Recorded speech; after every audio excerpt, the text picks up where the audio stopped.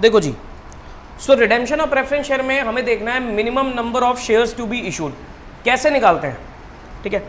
इसके लिए ना आपको चाहिए कि शेयर इशू क्यों करे जा रहे हैं, वाई शेयर्स आर इशूड। इसके दो पॉइंट्स है, दो फैक्टर्स है। पहला आता है for the source of redemption, की रिडेम्पशन के लिए, और दूसरा आता है फंड की रिक्वायरमेंट के लिए, पैसे की कमी के लिए या रिडेम्पशन के लिए, ठीक। रिडेम्पशन में हमारे पास दो ही सोर्स होते हैं, या तो शेयर इशू कर दो या फिर आउट ऑफ प्रॉफिट्स कर दो, ठीक, या कॉम्बिनेशन ले लो, ठीक है। और फंड की रिक्वायरमेंट में तो हम कुछ भी इशू कर सकते हैं। फंड रिक्वायरमेंट मींस पैसे की कमी के लिए, ठीक। अगर तो वो बोल रहा है कि भाई सोर्स ऑफ रिडेम्पशन है, तो उसके लिए तुम कैसे निकालोगे, उसके लिए हम निकालोगे तुम nominal value of preference shares redeem, आपने कितने प्रेफरेंस शेयर रिडीम करे हैं उसमें से लेस कर दोगे रिडेम्पशन आउट ऑफ प्रॉफिट, कि कितनी आपने रिडेम्पशन आउट ऑफ प्रॉफिट करी है। आउट ऑफ प्रॉफिट रिडीम करना मतलब अपने फ्री रिजर्व से रिडीम कर देना, ठीक है। तो ये निकल के आता है out of shares, out of issue of shares.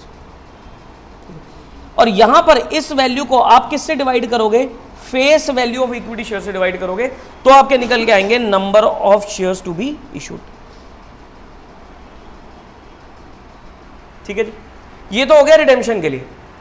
कई बार बोलता है कि भाई फंड की रिक्वायरमेंट के लिए, कि पैसे की कमी के लिए हमें शेयर इशू करते हैं, पैसा कम पड़ गया हमें शेयर इशू करना है, तो इसके लिए आपको क्या चाहिए, इसके लिए आपको चाहिए amount payable to preference share holder. आप चेक करो कि आपको कितना पे करना है प्रेफरेंस शेयर होल्डर को। अगर प्रीमियम है तो विद प्रीमियम आ जाएगा। लेस करो फंड अवेलेबल, कि कितना पैसा आपके पास अवेलेबल है। ये पैसा अवेलेबल कैसा आएगा, आपके पास बैंक में बैलेंस कितना था, पॉइंट नंबर 1। दूसरा, आपने अगर कोई कॉल से पैसा मंगाया है वो आ जाएगा। तीसरा, आपने कोई एसेट बेचे हैं वो आ जाएगा। फोर्थ, आपने कोई इन्वेस्टमेंट बेची है वो आ जाएगा। माइनस, कई बार वो क्वेश्चन में बोल देगा इतना मिनिमम बैलेंस मेंटेन कर लेना, ठीक है। तो अवेलेबल आ जाएगा कितना पैसा अवेलेबल है, ठीक है।